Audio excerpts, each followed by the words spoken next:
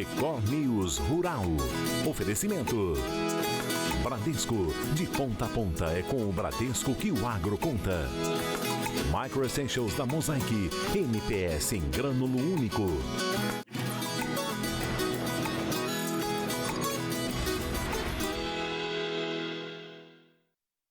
Olá, bom dia para você. O Record News Rural está no ar. As temperaturas acima da média e a falta de chuva têm afetado as lavouras de café em Minas Gerais.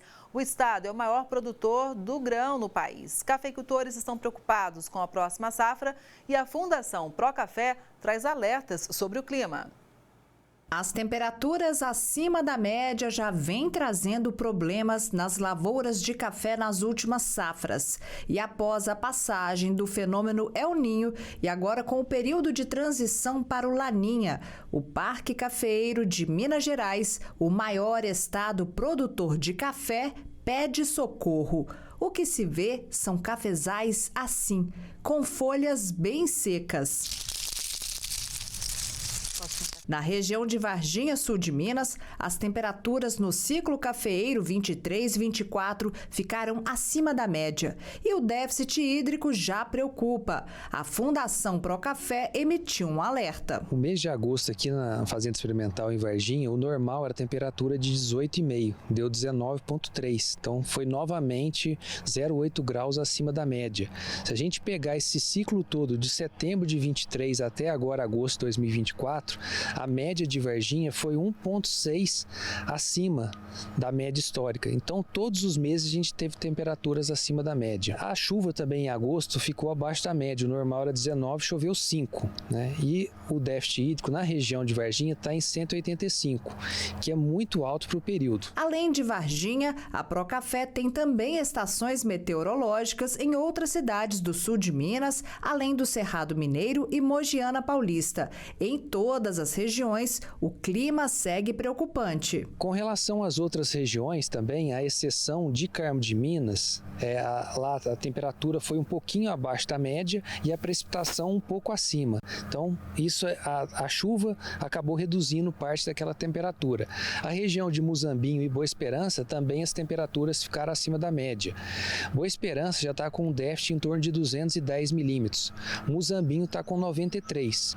Então, aí a gente resume o sul de Minas com um déficit médio em torno de 125 milímetros. Em relação às outras estações da Procafé no Triângulo Mineiro, a região de Araxá está com um déficit ali, Araxá e Patrocínio, em torno também de 200 milímetros, próximo aqui a como se fosse Varginha e Boa Esperança. A região de Araguari, que é uma região mais quente, mais seca, está com um déficit de 330 e poucos milímetros, E a região da Mogiana também, que a gente tem, é uma estação em Franca, ela está com um déficit de 292 milímetros. Todas as regiões também com temperaturas acima da média. Esse vídeo que circula nas redes sociais é de um produtor que mostra a realidade da lavoura.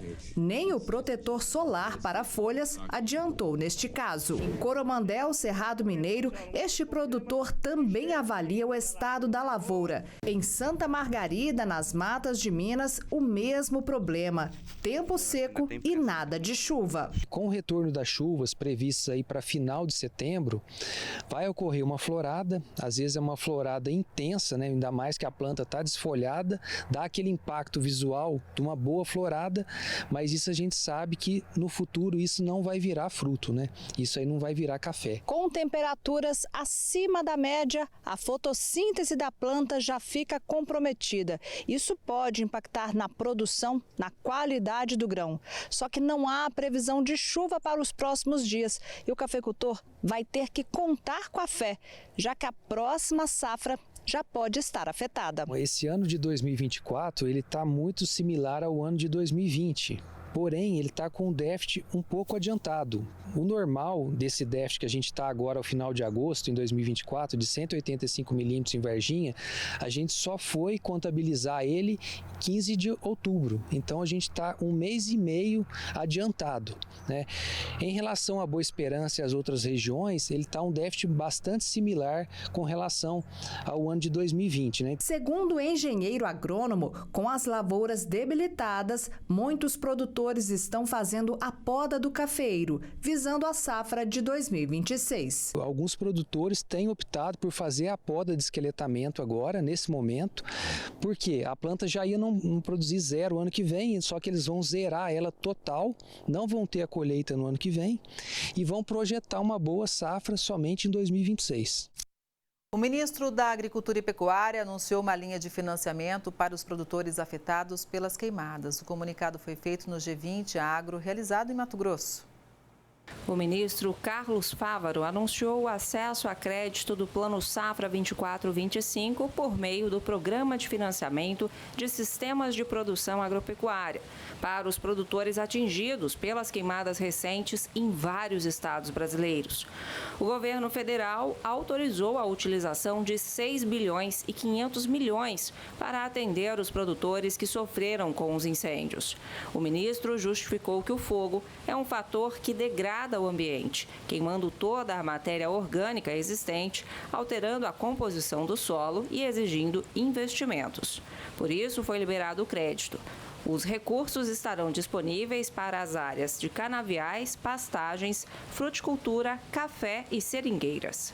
Para ser contemplado com a linha de crédito, o produtor precisa apresentar um laudo que determine quais foram as áreas atingidas pelo fogo, acompanhado com imagens de satélite de antes e depois do incêndio e um termo circunstanciado que exime o produtor de responsabilidade por crime ambiental.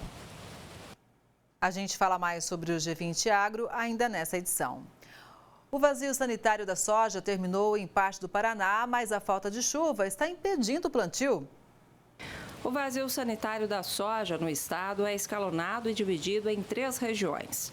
A região 2, que abrange o norte, noroeste, oeste e centro-oeste do Paraná, já está liberada para o plantio desde o dia 1º de setembro. No entanto, foram observados apenas plantios isolados, sem expressividade em relação à área estimada. O motivo para esta situação é a falta de chuva no estado, conforme aponta o Boletim de Conjuntura Agropecuária da semana de 6 a 12 de setembro, elaborado pelo Departamento de Economia Rural, DERAL. A estiagem inviabiliza o plantio adequado. Em safras anteriores, nesse mesmo período, ao menos 1% da área de plantio já estaria coberta, cenário que não se repetiu nesta temporada. Nas regiões 1 e 3, o plantio só está autorizado nos dias 19 e 20 de setembro, respectivamente. O vazio sanitário da soja é uma medida fitossanitária que visa interromper o ciclo de pragas e doenças nas lavouras, estabelecendo um período sem plantas de soja no campo. As exportações do agronegócio brasileiro cresceram em volume. A China segue sendo o principal comprador dos nossos produtos. As exportações do agronegócio brasileiro tiveram um aumento de 4,5% no volume exportado no primeiro semestre de 2024, se comparado ao mesmo período de 2023. Porém, o faturamento ficou abaixo do registrado anteriormente, com redução de 5% nos preços médios pagos em dólar e o aumento na quantidade exportada. No primeiro semestre do ano, as exportações brasileiras do setor agropecuário totalizaram 82 bilhões de dólares. Os dados foram divulgados pelo CPEA, com base em informações do Ministério do Desenvolvimento, Indústria, Comércio e Serviços da Secretaria de Comércio Exterior. Segundo pesquisas do CPEA, entre os produtos mais exportados pelo país estão o algodão, que registrou um aumento de 228% no escoamento no primeiro semestre deste ano. O açúcar, com um aumento de 49%, o café, com um aumento de 52%, carne bovina in natura, com 29% a mais no escoamento, além do papel, com aumento de 19% nas exportações. Pesquisadores do CPEA informaram que a redução na produção brasileira de soja pode afetar os resultados do setor no acumulado do ano. A China continua sendo o principal destino das exportações do agronegócio brasileiro, adquirindo praticamente 1/3 de tudo que o setor exporta. Os principais produtos exportados para o país são a soja em grãos, a carne bovina in natura, celulose e a carne suína. Na sequência, dos países que mais compraram produtos brasileiros no primeiro semestre estão Estados Unidos, Emirados Árabes Unidos, Arábia Saudita, Índia, Egito, México e Turquia. Ainda segundo dados do CPEA, apesar de leve queda no valor das exportações do agronegócio no primeiro semestre, os embarques continuam em alta, o que mostra uma boa demanda externa pelos produtos brasileiros. Para o segundo semestre, a expectativa é de que haja queda nas exportações de soja, mas os embarques de algodão, açúcar, carne bovina in natura e café podem continuar em alta. A qualidade do cacau em Rondônia vai ser colocada à prova na 4ª edição do Concacau. Além da qualidade, o concurso avalia também a sustentabilidade na produção da castanha. Em Rondônia, o setor cacaueiro tem passado por uma intensa melhoria, tanto na qualidade do cacau quanto na valorização das amêndoas. Qualidade que, ano a ano, ganha reconhecimento por meio dos diversos concursos de qualidade promovidos dentro e fora do estado. Um desses concursos é o Concacau, que segue em sua 4ª edição e será realizado nos dias 26 e 27 de setembro, no município de Jaru. Esse ano tem um diferencial. Esse ano, a 4ª edição do Concacau será realizada durante o Festival do Chocolate, que já é um festival tradicional da cidade. Vale lembrar que o Concacau, para nós, enquanto governo do estado de Rondônia, é de suma importância. 42 participantes estão envolvidos nesse concurso. Para nós isso é motivo de muita alegria e satisfação, porque nós estamos vendo cada vez mais o trabalho feito, o empregado, do primeiro assistência técnica da Emater, por meio da Idaron e da Seagro, está surtindo efeito junto às propriedades. Além de promover a melhoria da amêndoa, o concurso é uma oportunidade para os cacauicultores mostrarem seus potenciais e serem reconhecidos pelo trabalho e dedicação no cultivo. Proporcionar aos produtores também um ambiente de comercialização, uma vez que durante o Concacau, os produtores não só participam do concurso, mas também expondo seus produtos, as suas amêndoas, todo o produto que é produzido com cacau, que é produzido com qualidade e sustentabilidade junto às propriedades rurais. O concurso ocorre na cidade de Jaru, que em Rondônia é o maior produtor de cacau, seguido de Buritis e Ouro Preto. Lembrando que Rondônia, a nível nacional, está no 4º colocado no ranking e a nível da região norte, no 2º colocado. As mudanças climáticas, segurança alimentar, agricultura familiar e formas sustentáveis de produção foram alguns dos destaques do Encontro Internacional do G20 Agro, que aconteceu na semana passada na Chapada dos Guimarães, em Mato Grosso. A gente fala sobre tudo isso agora com a Thalita Priscila Pinto, que é coordenadora do Observatório de Bioeconomia da FGV. Thalita, bom dia, seja muito bem-vinda ao Record News Rural. Bom dia, Kelly, tudo bem? Sou eu quem agradeço o convite para participar com vocês aqui hoje. Thalita, a gente sabe, né, da importância do Brasil quando o assunto é produção de alimentos, não só para a gente, mas também para o mundo. Esse é um ano realmente muito importante para nós aqui pelo G20, né? Esse encontro, ele tratou de temas muito sensíveis, né? Sim, porque a gente, inclusive em um cenário muito específico, que é o cenário de queimadas que está acontecendo no Brasil, esse encontro está ocorrendo no Mato Grosso, para falar especificamente de questões relacionadas à agricultura sustentável e o papel dessa agricultura em garantir a segurança alimentar. E a gente não está falando só do Brasil nesse encontro, a gente está falando do mundo inteiro. Então, uma das pautas também é a importância das relações comerciais para estabelecer esse fluxo de alimentos aí entre diversos países do mundo, sempre respeitando as regras da OMC.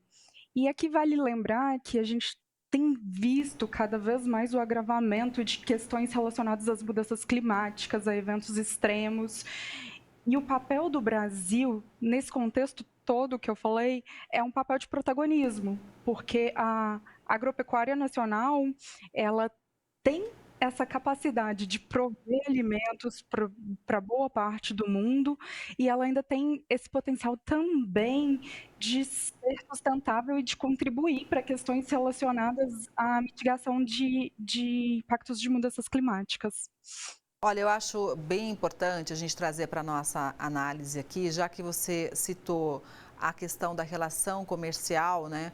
Como o Brasil ele é cobrado tanto por certificações, e isso inclui, claro, rastreabilidade, isso inclui também sustentabilidade. O mercado internacional pode muitas vezes não ter feito a lição de casa deles, mas cobra bastante da gente, né?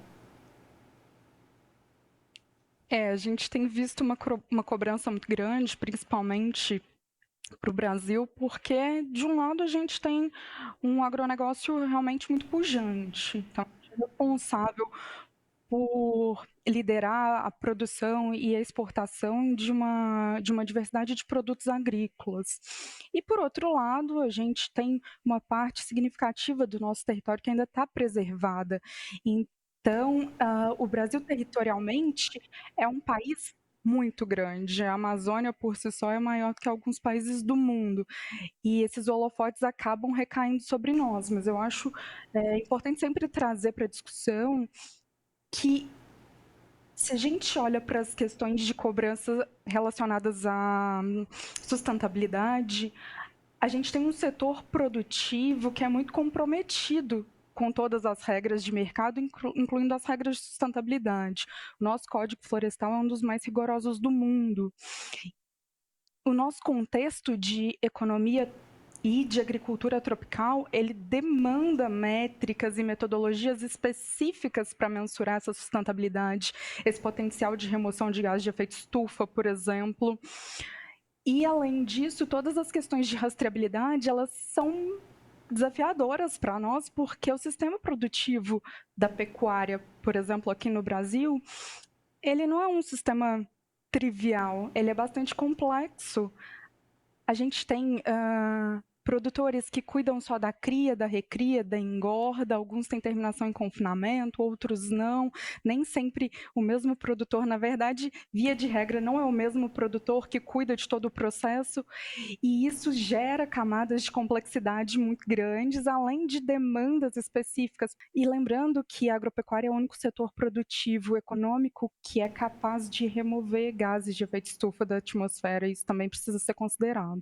Exato, e foi muito especial, é importante você destacar o nosso Código Florestal, que realmente é visto como um dos mais exigentes, né? E o setor vem se adequando e, claro, sempre comprometido, porque sabe que, inclusive, para produzir a forma sustentável é a melhor que tem para garantir, né, realmente que a produção sempre evolua, e também porque é uma exigência do mercado, tanto do Brasil quanto também do mercado internacional.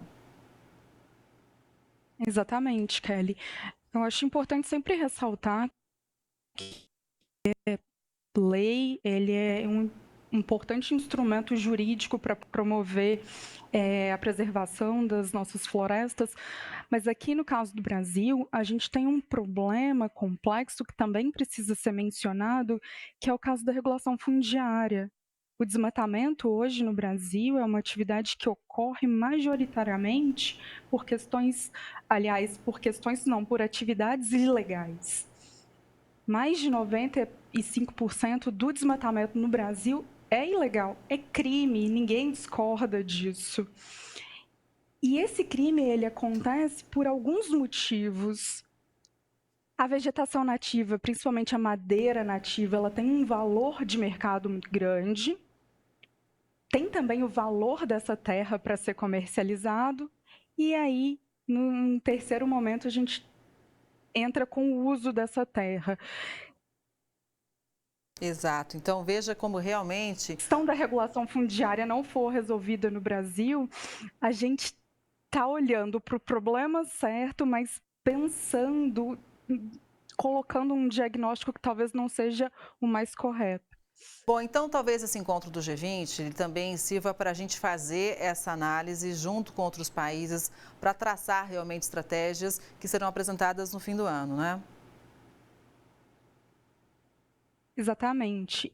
E é muito importante porque essa questão fundiária ela tem aparecido com mais frequência, então ela já não fica completamente à margem das discussões como era antes, mas ainda assim a gente tem muitas questões para serem resolvidas. E hoje, por exemplo, o próprio Código Florestal, ele prevê que todas as propriedades agrícolas, elas precisam ter um cadastro ambiental rural, que é o CAR. E ali se delimita o polígono, a área onde essa propriedade está localizada, e com o CAR é possível identificar se existe desmatamento associado ou não a essa área. Existem alguns problemas não diria problemas, alguns desafios de aprimoramento do CAR, porque, por enquanto, ele é autodeclaratório, então ainda existem algumas áreas que acabam ficando, por exemplo, sobrepostas, mas a gente tem visto um avanço muito importante nesse sentido, e a partir do momento que a gente tiver a regulação do CAR associada à regulação fundiária, aí a conversa ela já não tem mais discussão, a gente vai conseguir dizer especificamente quem são os culpados, por exemplo, pelo desmatamento no país. Agora, quando a gente fala de segurança alimentar, Thalita, a gente tem que pensar todo mundo junto em novas formas de produção, uma vez que a gente enfrenta as mudanças climáticas já diariamente? Com certeza, Kelly. Eu não sei se eu diria formas de produção para o caso do Brasil, porque aqui a gente não precisa reinventar a roda. A gente já tem sistemas produtivos que são sustentáveis. O plantio direto na palha, que é uma atividade que já acontece na maior parte da produção de soja do Brasil, e a fixação biológica de nitrogênio, que são essas sementes que já vêm com o nitrogênio fixado biologicamente e não demandam a necessidade de adubação nitrogenada, que é uma fonte importante de emissão de gases de efeito estufa. Além disso, a gente tem o Plano ABC de Agricultura de Baixo Carbono, que prevê ali outras tecnologias além dessas que eu citei, como, por exemplo, sistemas integrados com agricultura e pecuária, ou até mesmo com florestas, irrigação, terminação em confinamento. Então, a gente tem uma série de práticas que já existem, já são implementadas em uma parte do nosso território. Em alguns casos, elas precisam ganhar mais escala, em outros casos, elas precisam ser um pouco aprimoradas. E aqui é um momento importante da gente olhar para os pequenos e médios produtores. O nosso agro ele é muito heterogêneo. Então, a gente precisa pensar em assistência técnica para levar todo esse conhecimento para quem está produzindo aí pelo Brasil afora, né? Exato, até porque quando a gente fala em bioeconomia, já me vem à cabeça o pequeno produtor, Thalita, a importância do pequeno produtor também e da agricultura familiar, né? Com certeza, aqui no Brasil os pequenos produtores eles têm um papel extremamente relevante, principalmente para fazer gerar esse nosso mercado doméstico, mas ainda assim, eles juntos, somados, eles têm um papel importante, tanto para a produção de alimentos, como você mesmo colocou, e para essas questões de segurança alimentar, mas também para promover o desenvolvimento sustentável do setor. Muitos juntos acabam se transformando em um número grande. E aqui eu ressalto a importância das cooperativas para trazer essa união e para fazer com que pequenos produtores cheguem em comércio exterior, que eles consigam exportar de forma mais estruturada o que produzem, atinjam novos mercados e tenham acesso a crédito e também a transferência de conhecimento de tecnologia, assistência técnica, assim como os grandes já têm. E aí, esse nossa reunião do G20, ela é muito importante também para esses pequenos produtores, porque eles estão ali pautados dentro dos objetivos principais. O Brasil olha assim para o grande, entende o papel importante, relevante dos grandes, principalmente para o desenvolvimento dessas cadeias produtivas, para o desenvolvimento do comércio exterior, mas os pequenos também têm um papel de relevância tão grande quanto o dos maiores produtores. Exato. E muitas vezes esse pequeno produtor não consegue avaliar a possibilidade, inclusive, de entrar no mercado internacional, ou seja, de exportar. Mas se ele tiver um apoio, de repente se unir em cooperativas, isso é muito possível, mas logicamente precisa realmente de uma atenção do governo, de um apoio, de uma linha de crédito, de uma orientação para seguir alguns protocolos dependendo do mercado, né? Aliás, dependendo do mercado, dentro do mesmo país, a exigência ela é diferente, então, ou seja, é preciso realmente ter um olhar especial para isso. E agora, nesse encontro do G20, nessa reunião, também a gente viu o governo anunciando muitas parcerias novas, né, com vários países. Estou lembrando aqui de cabeça, por exemplo, a Turquia, a Indonésia, várias falas ali de integração. Isso também é muito importante, né? Aproveitar esse momento para fazer novas conexões. Exatamente, do ponto de vista do comércio exterior, essa reunião foi extremamente importante para estabelecer essas novas conexões ou para abrir mercados para produtos que ainda não tinham acesso e para entender quais são de fato as demandas desses mercados, tanto em termos de produtos quanto em termos de critério de elegibilidade para que os nossos produtos entrem em outros países. E aqui eu acho que vale ressaltar, inclusive, um caso que é bem interessante, que é o caso da China, que começou a demandar animais bovinos com uma menor idade por critérios de sanidade animal, de qualidade da carne. E muito rápido o mercado se adaptou para conseguir exportar animais mais jovens. E qual foi a consequência? Para a gente ter um boi mais novo sendo abatido, a gente precisa de uma pastagem de melhor qualidade, que consequentemente é um pasto que remove mais carbono. E, além disso, a gente precisa associar com outras técnicas, como terminação em confinamento e suplementação alimentar a pasto, para permitir que esse animal ganhe peso. E aí, por que isso acabou sendo um ganha-ganha do ponto de vista da sustentabilidade? Porque, associado às melhorias no pasto, um animal mais jovem ele emite menos metano do que um animal mais velho.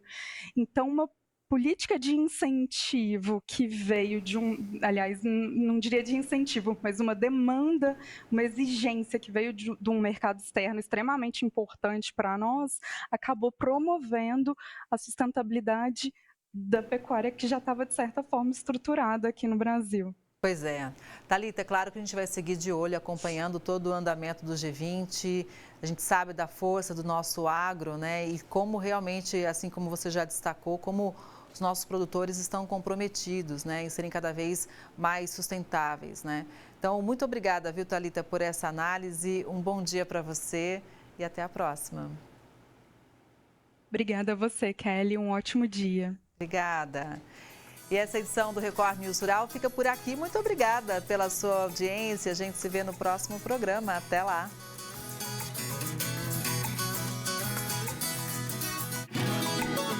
Record News Rural. Oferecimento. Bradesco. De ponta a ponta é com o Bradesco que o agro conta. Micro Essentials da Mosaic. NPS em grânulo único.